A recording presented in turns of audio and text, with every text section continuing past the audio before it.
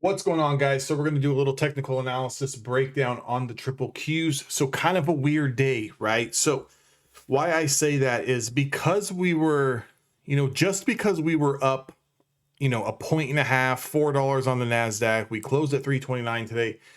The overall day didn't feel like the market was going up. A lot of confusion if you were watching candlestick by candlestick, especially on the smaller time frames, the 5 minute time frame, even the 15-minute time frame, and the 1 and 2 minute time frames, 100%. Today was really a day where you could have over traded. And myself and Paulie from the Discord, we were trading futures a little bit, doing very, very well early in the day. And then, we kind of over traded, gave back some profits. With that being said, you're going to have those days, right? You're going to absolutely 100% have those days. You can never, let one day where maybe you over traded or oversized kind of, like kind of dictate the way the rest of your week is going to play out, I guess is what I'm trying to say. Because at the end of the day, if you're still able to trade tomorrow, meaning you didn't blow out an account, you didn't lose your life savings, you didn't have to mortgage the wife and the kids to be able to trade another day, you're still in the game, right? So with that being said, what I want to kind of look at here on the Nasdaq 100, we know that we had extensive selling last week, 3 days of just, back to back to back selling, followed by an initial washout kind of to start the day today, then followed by that choppiness bounce that kind of slowly, gravitated higher. Now, there was a certain point in the time where news got out that Elon Musk is going to be acquiring Twitter shares for around $54 a share, something like that. And it was literally almost around that time when that news headline kind of hit that, kind of explained why the previous 5-10 minutes of the day's candles went from pushing towards high of day to just immediately giving everything back and kind of pulling back in to lower demand zones.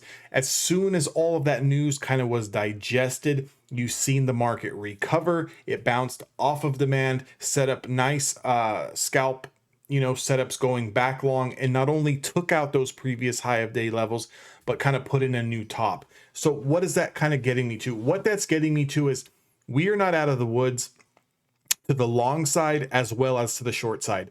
We are definitely in a downtrend. This was a bounce day. Is it a dead cat? Is yet to be told, because we still need to get more information.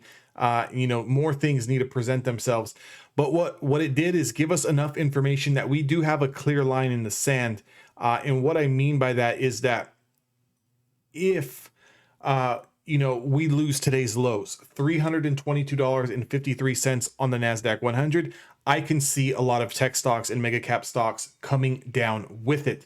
Now, what would be the next potential landing spot? That's going to be around that $317, $318 low that we tested here in February as well as March. So we had a little bit of a double bottom here. Each time that we got down into this zone here, you can see this candlestick here and this candlestick here, we bounced, right? We got down here, we bounced. We got down here, we bounced. So as we approach this area again, there's one of two things that's going to happen. Obviously, if we do lose the 322, we could be back testing that 317. Now, if and when, only if and when that happens and we do lose 317, we could be in for months and months and months worth of more choppiness action, sideways action, days where you get green days where you think everything's okay, and then it chops around and then goes back down.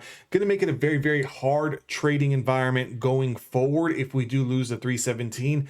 The next possibility that can happen is we take out today's highs. Now, going into tomorrow, if the Nasdaq 100 is able to take out $330, we do have room back up to the 5-day moving average, which is 335.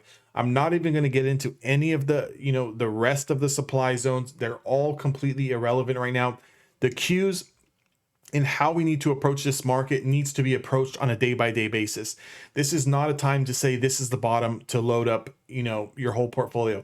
This is not a time to say we're going to make a new leg down. Let's go ahead and short everything here off of this dead cat bounce today.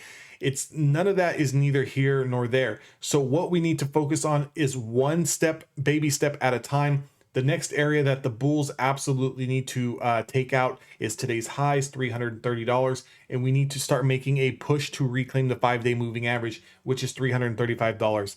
Going into tomorrow or Wednesday, if we are able to take out today's highs of around $330, that is going to give a little bit of breathing room to the bulls to be able to, trade some of these tech stocks on a continued day 2 dead cat bounce.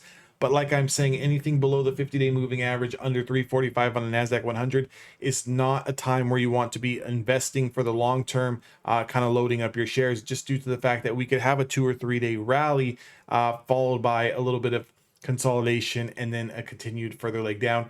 Now, if we are looking to short stocks and we're looking for, plays to the downside, what you would want to see tomorrow is any type of bounce to be rejected off of supply, whether that be today's highs or maybe put in a new high, but still under the 5-day moving average, and then have things get weaker and come down through the 322. If the Nasdaq 100 and the triple Qs ETF goes down below 322, we could see significant selling across the boards, and that's when you're going to really need to look to the stocks that you like to trade to try to get in on those low of day breaks and or previous day low breaks. That's going to be how I'm going to be approaching the market for the rest of the day. Also, just due to the fact that we are below a lot of macro levels of supply, bounces to the long side are not going to be, continued with a lot of follow through, just like flushes to the downside until we break 317. There's not going to be a tremendous amount of follow through. So what that kind of means is do not over trade. If you manage to take part in maybe one trade or maybe even a couple of trades and you're profitable, it's probably the best market environment to kind of go about your business and continue doing whatever it else is that you do with your day, just due to the fact that the longer you sit at this computer screen or in front of your phone or in front of the tablet, the more possibilities and opportunities that you're going to allow yourself to A, give back profits, and B, go negative or into some sort of drawdown that you don't need to be in when you're up on the day. Best advice that I'm going to reiterate to everyone, including myself: when you're up profits, make sure to lock in those profits. Make sure to call it a day. We always live to trade another day. There will always be another setup. There will always be another trading day that we can take part in. Luckily, I was able to kind of walk away with profits today, but I did give back a pretty good significant part of that. And that goes along with trading, right? Those days happen, right? You sometimes you give away 20, 30, 40% of your day's profits, and then it's a lot easier to kind of look back in a day and tell yourself, man, I should have really stopped here. But when you're in the moment, things kind of change. So yeah, today I did give about 35% back of my profits. So I was up initially big on some options plays, and then I switched over to trading the futures, and I went up pretty quick, very, very significantly on the options. And I continued to trade and gave back about 35% of those gains, which is never a good feeling. But, any day that you do come out of this market, being able to trade the next day, whether that means you're profitable, you took a small loss, and or you broke even, it is always a good day. Always remember that, guys. Make sure to focus on yourself. Guys, I was also telling the guys in the Discord, make sure to focus on your guys' mental health. Sitting at the computer screen looking at charts all day can be very, very mentally exhausting. And put a lot of mental load on yourself and a lot of stress. Make sure you guys are getting outside. Make sure you guys are, going for a jog, walking the dogs, getting some sort of physical activity, going to the gym and whatnot. That way you guys, have a clear mind when you do enter into these markets, and you're not coming into the markets tired or stressed or in a bad mental space. Hope that video helps you guys. I hope you guys all subscribe to the YouTube channel, join the Discord. That link is down in the description box below. If you guys did manage to make it all the way to the end of this video and you guys are interested in a free trading strategy that you guys can use the first 1 to 2 hours of the market open, the first link down in the description box below, I went ahead and made a nice little video tutorial on how you guys can trade the first 1 to 2 hours of the market and kind of just be done with the day. If you want that completely free, first link down in the description box below, and I'll see you guys on the next trading video.